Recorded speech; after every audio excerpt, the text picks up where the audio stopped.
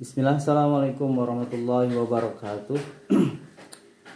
Alhamdulillah kita ketemu lagi di channel saya, channel Kepoin Buku Faidah, yang insya Allah hari ini saya akan bacakan buku yang sama, Dahsyatnya 7 Sunnah, Rahasia Hidup Berkah, Sukses dan Bahagia dengan Mengamalkan 7 Sunnah Nabi Sallallahu Alaihi Wasallam. Mudah-mudahan pembahasan yang kemarin, ya, yang bagi yang belum menontonnya atau menyimaknya, bisa nanti dilihat di deskripsi, saya cantumkan linknya. Bisa mengambil faidah atau manfaat dari yang saya bacakan tentang wudu, ya, manfaat faedahnya wudu. Dan kali ini juga saya masih meneruskan bacaan saya tentang keutamaan daripada wudu, ya, sunnah yang pertama yaitu menjaga wudu. Baik, sebelumnya bagi teman-teman yang belum subscribe, silakan subscribe. Ada yang mau dikomentari, silakan di komentar. Saya perlu kritik dan saran, dan juga kasih jempolnya, ya kan, supaya saya semangat membacakan buku-buku yang berfaedah, bermanfaat bagi teman-teman sekalian. Oke, sebelum kita teruskan, saya review dulu bagaimana sebenarnya faedah daripada menjaga wudhu, ya. Jadi yang saya bacakan kemarin, yang pertama yaitu menghapus dosa, ya. Jadi wudhu dalam buku ini disebutkan bahwa wudhu itu menghapus dosa. Jadi menjaga wudhu itu menghapus dosa. Yang kedua, faedah yang kedua yaitu dekat dengan Allah Subhanahu wa taala. Jadi menjaga wudu itu bisa mendekatkan kita kepada Allah Subhanahu wa taala. Lalu yang ketiga adalah pintu meraup pahala. Dengan wudu, dengan menjaga wudu, kita bisa meraup berbagai macam pahala dari Allah Subhanahu wa taala. Nah, selanjutnya ini masih tentang wudu, masih ada beberapa faedah, sekitar 3 lagi yang dicantumkan di buku ini. Sebenarnya banyak, ya, cuman mungkin nggak bakal cukup dengan buku setipis ini. Bismillah. Keempat, faedah yang keempat, ketika kita menjaga wudu, ini disebutkan dalam buku ini, cemerlang di wajah. Efek air wudu menjadikan wajah bersih, berseri, dan cemerlang. Kita bisa melihatnya dengan mata telanjang. Bandingkanlah mereka yang kita ketahui jauh dari air wudu, contohnya dukun, paranormal, orang kafir, dan lain-lainnya, wajahnya tampak kusam. Terlebih bila ia juga mendalami ilmu hitam dan bersekutu dengan setan. Wajah kusam itu pun semakin tampak angker.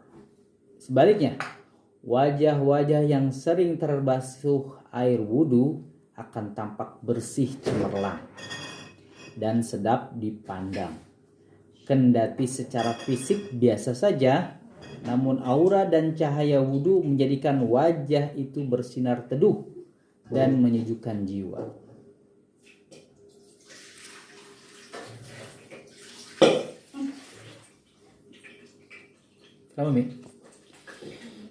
Pandanglah wajah saudara kita secara muslim yang sering kita jumpai saat menunaikan salat berjamaah di masjid, atau pandanglah wajah-wajah ustadz atau para imam masjid kita. Kita akan menjumpai wajah yang teduh dan menenteramkan. Muhammad bin Wasi memiliki keistimewaan.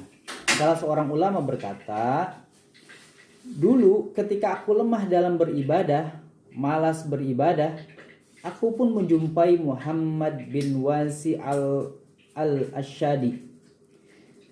Maka aku pun menjadi rajin beribadah dalam beberapa minggu. Para ulama mengatakan Muhammad bin Wasi itu apabila dipandang wajahnya mengingatkan orang-orang akan Allah Subhanahu wa taala. Mungkinkah wajah semacam itu jauh dari wudu dan sholat? Mungkinkah wajah semacam itu lebih dekat dengan maksiat? Kalau boleh berprasangka, saya yakin bahwa wajah Muhammad bin Wasi pasti banyak tersentuh air wudhu. Keningnya banyak dipergunakan untuk bersujud kepada Allah Subhanahu wa taala. Nah, bagaimana dengan wajah kita, saudara? Apa yang dirasakan oleh orang-orang saat memandang wajah kita? Mereka ingat pada Allah Subhanahu wa taala sehingga menjadi bersemangat untuk menunaikan ibadah, atau justru mengingatkan mereka pada dunia semata? Wudu akan menjadikan wajah kita cemerlang. Pun nanti di akhirat, wudu yang kita lakukan akan menjadikan wajah kita bersinar terang. Rasulullah Shallallahu Alaihi Wasallam akan mudah mengenali pancaran dahi kita umatnya apabila sering terbasuh air wudu. Sebagaimana diriwayatkan dalam sebuah hadis yang artinya, sungguh umatku akan dipanggil nanti pada hari kiamat dalam keadaan bercahaya di sekitar muka, tangan, dan kaki karena bekas wudu. Karena itu, barang siapa di antara kalian sanggup melebihkan basuhan wudunya melebihi yang telah difardukan pada muka, tangan, dan kaki, maka hendaklah ia berbuat. Hadis riwayat Bukhari dan Muslim.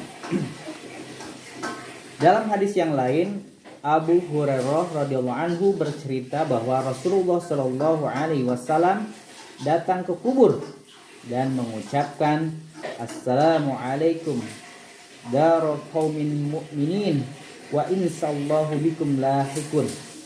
Aku senang sekali bila melihat saudara-saudaraku.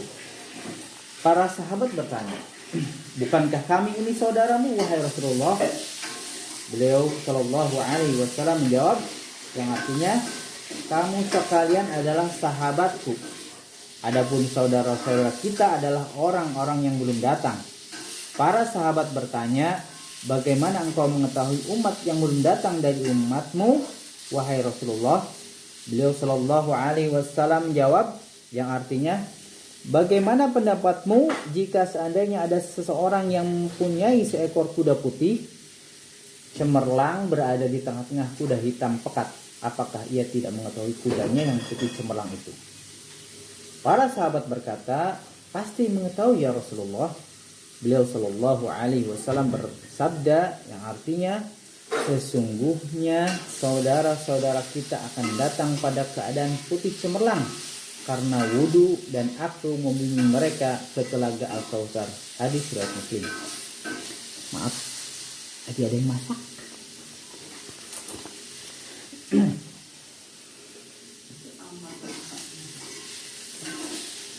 Resep sehat gratis. Ya, yang selanjutnya yang kelima ini faedah dari menjaga wudu, resep sehat gratis. Bila setiap hendak menunaikan sholat, kita diwajibkan memiliki wudu. Padahal salat fardu yang kita tunaikan saja sebanyak 5 kali. Belum lagi bila ditambah dengan sholat-sholat sunnah, sudah berapa kali wajah kita tersentuh air wudu dalam sehari. Di subuh hari, saat fisik ingin bermalas-malas selepas tidur, Allah Subhanahu wa ta'ala memerintahkan kita mengambil air wudu untuk menunaikan sholat. Di waktu zuhur, di saat kulit terasa panas oleh hawa siang, baik karena bekerja di bawah terik matahari ataupun berada dalam ruangan, kita juga diminta untuk mengambil air wudu dan berdiri untuk menunaikan sholat zuhur. Masih ada waktu asar menanti. di mana air wudhu akan membersihkan kotoran-kotoran dan debu jalanan selepas kita beraktivitas seharian. Demikian pula waktu maghrib, air wudhu sebagai penyempurna pembasuh kelelahan. Setelah itu ditutup dengan basuhan wudhu di salat isya.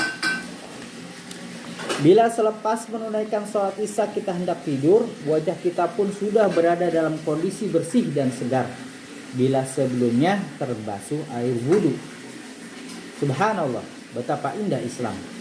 Ajarannya senantiasa sesuai dengan fitrah manusia. Fitrah manusia pasti mendambakan kebersihan dan kesehatan. Seringnya terbasuh air wudhu akan menjadikan kulit, muka, lengan, dan kaki kita bersih. Pepatah mengatakan, kebersihan pangkal kesehatan. Salah satu jalan untuk mendapatkan kesehatan adalah dengan menjaga kebersihan. Baik kebersihan diri, pakaian, rumah maupun lingkungan. Kebersihan diri salah satunya kita dapatkan dengan rajin berwudu. Bila di subuh hari hawa yang dingin membuat kita malas untuk mandi, maka dengan wudu sudah cukup untuk menjaga kebersihan lahir kita. Itulah nikmat subhanallah Allah Subhanahu wa taala berupa wudu. Dengan basuhan demi basuhan yang menyegarkan, Allah Subhanahu wa taala menyiapkan diri kita untuk menghadapnya. Bila saat hendak menunaikan salat kita berada dalam kondisi segar, maka saat menyambut panggilan kerja, tubuh kita akan menjadi lebih bugar.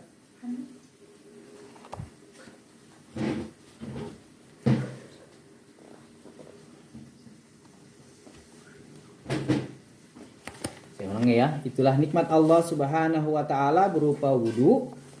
Dengan basuhan demi basuhan yang menyegarkan, Allah Subhanahu wa taala menyiapkan diri kita untuk menghadapnya. Bila saat hendak menunaikan salat kita berada dalam kondisi segar, maka saat menyambut panggilan kerja pun tubuh kita akan menjadi lebih segar. Berwudu akan memberi kesehatan. Berwudu akan memberi efek kesehatan. Terlebih bagi para wanita karir yang sedari pagi sudah memenuhi kulitnya dengan aneka make up. Dengan senantiasa menjaga wudu akan menjadikan pori-pori kulit yang tertutup make up itu menjadi terbuka kembali. Terlebih bila sepulang aktivitas sudah sangat kelelahan, membasuh diri dengan air wudu akan menjadikan diri segar kembali. Kesimpulannya, menjaga wudu berarti menjaga kesehatan. Selain bermanfaat bagi kesehatan, menjaga wudu juga membuka pintu untuk meraup pahala sebanyak-banyaknya. Yang keenam, faedah dari menjaga wudu yaitu berpengaruh terhadap etos kerja dan kinerja. Apa pengaruh wudu terhadap peningkatan etos kerja dan kinerja? Sepintas tidak ada. Namun, bila mau menggali filosofi wudu, kita akan merasakan bahwa wudu akan mempengaruhi etos kerja dan kinerja. Berwudu yang diidentikan ketika hendak sholat, bila dilakukan dengan ikhlas dan benar, akan mempengaruhi sikap hidup dan produktivitas kita dalam kerja. Dikisahkan bahwa Ali bin Husain tatkala selesai berwudu, mukanya kelihatan pucat. Ketika ditanya, ia menjawab, "Tidak tahukah kalian di hadapan siapa aku hendak berdiri?" Rasa takutnya kepada Allah Subhanahu wa taala menjadi roman mukanya berubah saat berwudu, karena sebentar kemudian ia akan menghadap kepadanya, kepada zat yang keagungannya tidak tertandingi. Bila kita mengerjakan wudu dengan benar, kita akan merasakan setiap basuhan dan tetesan air yang mengguyur, membayangkan bahwa Allah Subhanahu wa taala mulai menggugurkan dosa kita. Kemudian Allah Subhanahu wa taala juga memanggil kita untuk menghadapnya. Rasa takut kepadanya pun akan hinggap di hati kita. Takut akan siksa dan nerakanya, kita pun akan senantiasa berhati-hati dalam menjalani hidup agar tidak tergelincir kepada perbuatan dosa dan kemaksiatan.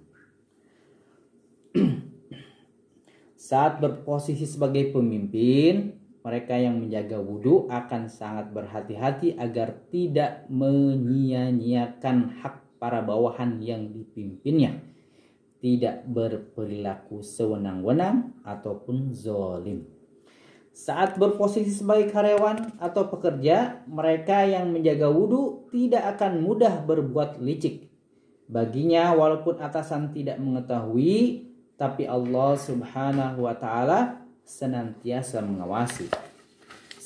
Saat bekerja pada saat jam kerja, kendati atasan tidak mengawasi, ia tetap berupaya menunaikan tugasnya dengan sebaik-baiknya.